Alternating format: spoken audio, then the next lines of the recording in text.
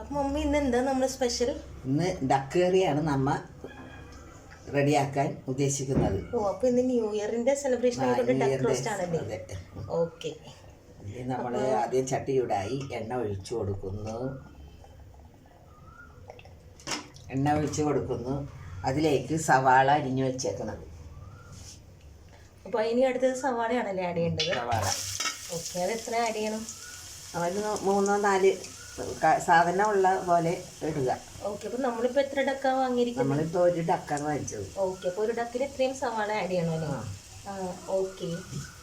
എന്നിട്ട് ഇത്തിരി ഉപ്പിട്ട് വഴറ്റുക. ഓക്കെ.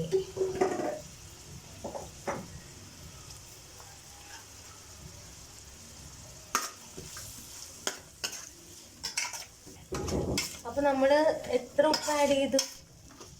ആവശ്യത്തിന് നമുക്ക് പോരെങ്കിൽ വേണമെങ്കിൽ ഇത്തിരി ഇട്ട് കൊടുക്കാമല്ല. അത് അത്രയും ഇപ്പോൾ ആഡ് ചെയ്യണത് എന്തിനു വേണ്ടിയിട്ടാ?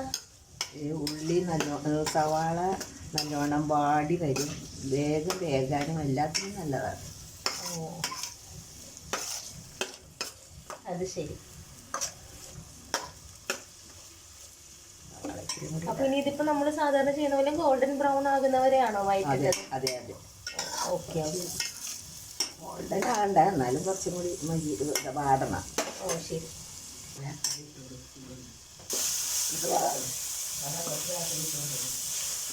അടുത്തായി നമ്മൾ കുറച്ച് വേപ്പിലയാണ് ഇട്ടേക്കുന്നത്. ഓക്കെ, അപ്പം വേപ്പില നമ്മൾ കുറച്ച് സ്വാദിന് വേണ്ടിയാണോ? സ്വാദം ഉണ്ടാവും, നല്ല മണം ഉണ്ടാവും. ഓക്കെ. അപ്പോൾ ഇതിപ്പം ഏകദേശം ആയെന്ന് തോന്നണല്ലേ? എന്താ ആഡ് ചെയ്യേണ്ടത്? വെളുത്തുള്ളി ഇഞ്ചിയും കൂടി ഇട്ട് കൊടുക്കണം. ഓക്കെ. നമ്മൾ ആദ്യം ഇഞ്ചിയും വെളുത്തുള്ളി ഇട്ട് കഴിഞ്ഞാൽ മുട്ടിൽ ഇതിൽ പിടിക്കും, നമുക്ക് അതുകൊണ്ട് നമ്മൾ സവാള വഴന്ന് കഴിയുമ്പോഴാണ് ഇഞ്ചി വെളുത്തുള്ളി ഇടുന്നത്. അപ്പോൾ കറക്റ്റായിട്ട് ആ ഇത് കിട്ടും. ഓക്കെ, അപ്പോൾ എത്ര ഇഞ്ചി ആഡ് ചെയ്തു? അപ്പോൾ ഈ ഇത്രയും സവാള ചെറിയൊരു കഷ്ണം. ഓ ശരി. കുറച്ച് മഞ്ഞൾ പൊടി,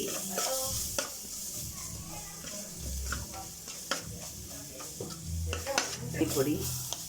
അമ്മ ഇതിന് എണ്ണ ഒഴിക്കണം. ഇപ്പൊ എന്താ ആഡ് ചെയ്ത്? മല്ലിപ്പൊടിയോ? മല്ലിപ്പൊടി, മഞ്ഞൾ പൊടി. ഓക്കെ. എണ്ണയും കൂടെ ഒഴിക്കാം. പോലെ ഇത്തിരി കൂടുതൽ ഇടണം. ഡക്കിന് എപ്പോഴും കുരുമുളക് പൊടിയാണ് കൂടുതൽ വേണ്ടത്. ഓക്കെ, അപ്പൊ നെക്സ്റ്റ് കുരുമുളക് പൊടിയാണല്ലേ? ഓക്കെ. പിന്നെ ഇത്തിരി മസാലപ്പൊടി. ഓക്കെ, അപ്പൊ മസാലപ്പൊടി. ഇനി കുറച്ച് കിച്ചൺ പ്രഷർ, അതൊരു സ്മെല്ല് നല്ലതാണ്. ഓക്കെ.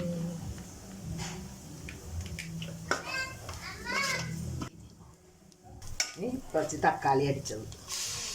ഓക്കെ, അപ്പം നമ്മൾ ടൊമാറ്റോ പ്യൂരിയും കൂടി കുറച്ച് ആഡ് ചെയ്ത്. ഓക്കെ, എല്ലാം കൂടി കൂട്ടി വെള്ളം ഒഴിക്കാം. അധികം വെള്ളം വേണ്ട, ഡക്കിൽ നിന്ന് വെള്ളം വരും. ആവശ്യത്തിനൊരു കുറച്ച് വെള്ളം ഒഴിച്ചാൽ മതി. ശരി. നമുക്ക് ഡക്കാം. അപ്പം മമ്മി ഇവിടെ കുറച്ചായിട്ട് ഡക്ക് ഗ്രേവിയിലേക്ക് ഇട്ടുകൊണ്ടിരിക്കുകയാണ്. നമുക്ക് വെയിറ്റ് ചെയ്യാം.